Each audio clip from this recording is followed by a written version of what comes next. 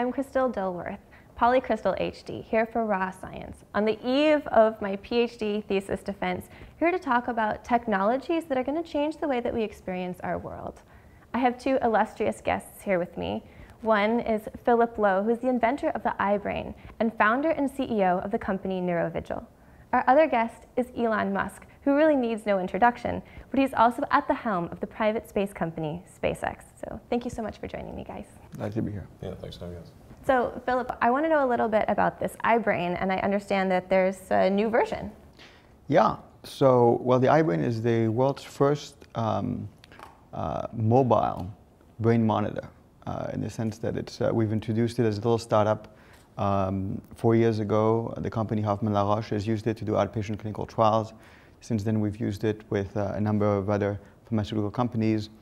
And what we've done is we've collected data from individuals who are sleeping. We've produced maps of brain activity to see how they react to pathologies and to particular compounds. The devices have become smaller and smaller and smaller, and this latest version is about the size of a miniature Listerine packet. So it's really tiny. So that's the Listerine. And, and this is iBrain 3. The first one, though, did fit in Tic Tac boxes. So we've gone from, you know, from one level of dental hygiene to another. But this is pretty exciting to us because it means that it is now possible to record neural data not only from a few hundred people or a few thousand people, but literally tens of thousands of hundreds of thousands of people. And with that, we want to use the power of analytics and big data in order to really see if people are actually diseased before they have symptoms. So you're looking for a pattern in the brainwaves. We're looking for patterns, and we're also making sure that new drugs, before they hit the market, are actually clean and safe. So, Elon, you've been very vocal about the possibilities of colonizing other planets, specifically Mars, and right. Your own company is doing a lot of work to get us to the stage where we're able to do that. Do you think that starting a colony on Mars would kind of be a chance to start over and maybe do a little bit better? Or do you think it's a chance to copy what nature on Earth has already created for us? Yeah, I think it's quite likely that we'd want to bioengineer new organisms that are better suited to living on Mars. I mean, humanity's kind of done that over time by sort of selective breeding. You know, cows didn't evolve in the wild, right. But that's a very slow process, requires, you know, hundreds of generations, whereas I think with actual bioengineering you could make that happen a lot faster, maybe with more precision. Ideally, long-term, although this is a tricky subject, you'd want to write genetics. What do you mean by that? Meaning you'd want to create synthetic organisms. Completely synthetic organisms? Not necessarily completely, but you know, start with some base and then modify stuff. In the interest of colonization of other planets, are you relying on the research of government-funded space programs on the effects of, you know, being in space for long periods of time, or does SpaceX have any interest in doing its own research? Well, I think the verdict is in with respect to long-term existence in space, really mostly about zero-G. In my opinion, it is certainly defining long-term too. Well, certainly more than enough to get to Mars. Okay. You know, Mars is, if you have a low energy trajectory, like minimum energy trajectory, it's about 6 months. I think that can be compressed down to about 3 months, and it gets exponentially harder as you go lower than that. Three to four. I mean, and it's important to actually be at that level because then you can send your spaceship to Mars and bring it back on the same orbital synchronization. So Earth and Mars sync up every 2 years, and then they're only kind of in sync for about 6 months. So you know, and then you know they're really too far apart.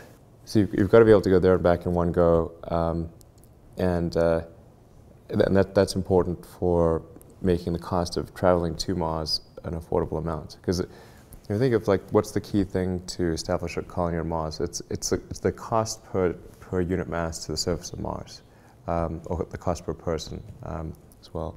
At a certain level, if it's too high, obviously there won't be such a thing. But if once it gets to a certain level, it will it's like a reaction. You know, the activation energy is sort of like the economic activation energy of a Martian colony.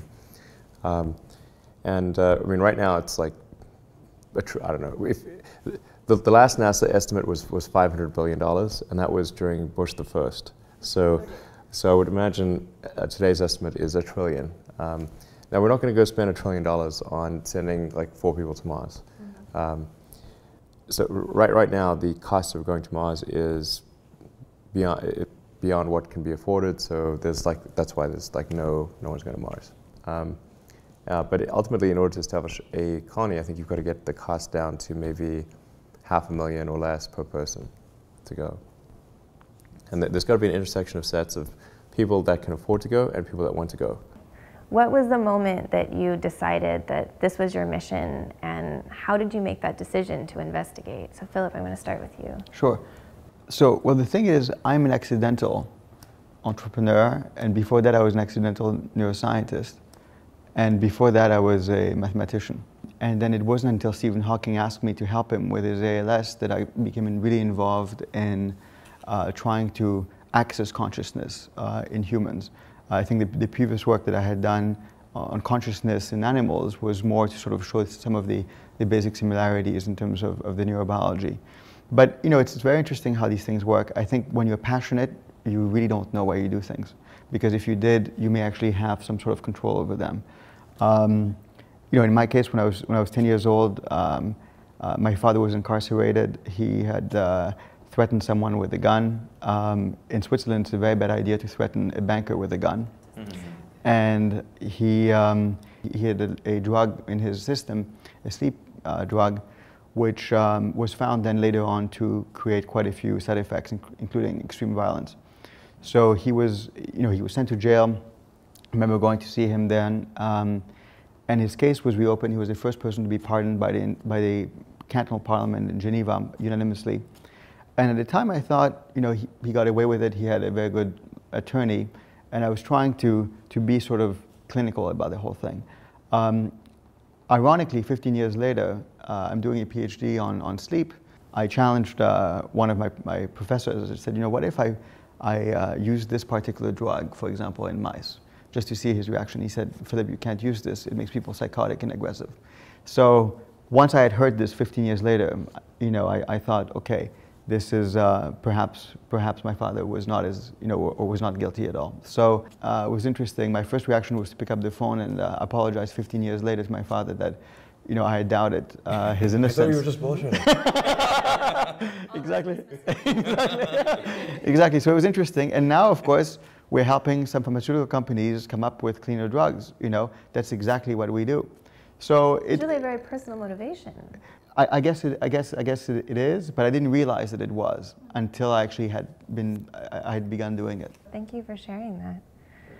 So I guess I'll ask you the same question, Ilan. Like, what drives you? Like, when did you realize that this work was important, and kind of what's your personal motivation behind it?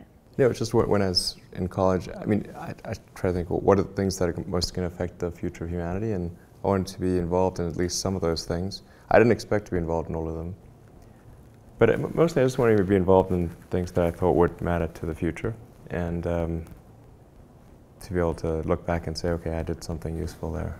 Did you have specific role models that were influential in the decisions that you made, that you, or was it just some type of, you know, an internal understanding that this is what you needed to do? I wouldn't say there was like one. It wasn't any one particular role model. I mean, there's certainly many people that I admire in history. You know, Tesla obviously being one of them. Yes. I think it stems because I had this like existential crisis when I was a kid, and tried to figure out what's it all about. And none of the books I read seemed to actually have a good answer.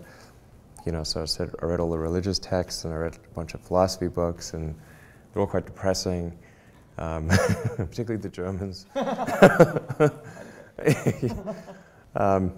Actually, when I read The Hitchhiker's Guide to the Galaxy, I thought, okay, this is a pretty good one. You know, just to sort of try to gain greater enlightenment over time. That seems like a good goal, because we don't really know what the meaning of life is, or even really what the right questions are to ask. But if we can improve our understanding of the universe, then eventually we can figure out what the right question to ask is. You know, if it's not meaning of life, it's something. You know. Yeah. Well, I just want to thank you, Ilan and Philip, for joining me here and sharing your thoughts about consciousness and enlightenment and technology and where we're going. I've really appreciated it, so thank you so much. And hopefully we'll have a lot of other very interesting conversations about technology and the future of humanity.